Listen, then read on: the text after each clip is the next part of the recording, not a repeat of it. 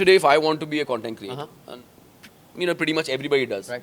How do you choose the platform? Like, how do you choose you want to be on Facebook, on Twitter, on Instagram, on YouTube, on LinkedIn? How do you make that choice first? Or do you go everywhere? So it's a wonderful question, by the way, and a lot of people have this question.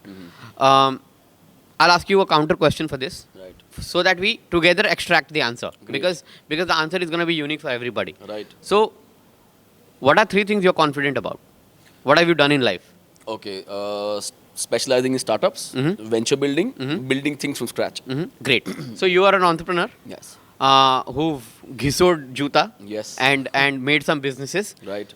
Maybe funded some startups, maybe picked up fund for your own startup. Yes. Right?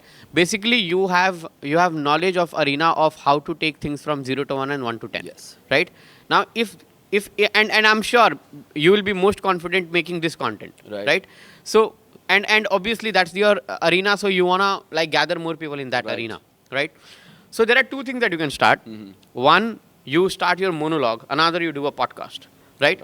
Now, when you start your monologue, your audience is predominantly going to be on Twitter and LinkedIn. Okay. So you start from there. Okay. You start with written content. Slowly, you learn yourself. You understand what are people reacting to, what are not. Then you test your short form video. Right. Then let us say you start testing with short form video of Instagram Reel and say that, how do you write an elevator pitch? Right. Right? And then you give 5 tips for elevator pitch. Then you give an example of 30-second elevator pitch. So 60 seconds of tips and 30 seconds of you elevating yourself. Understood. So you make a 90-second reel, Right. which again can go on shorts as well. Right. You upload it on Instagram and you test it.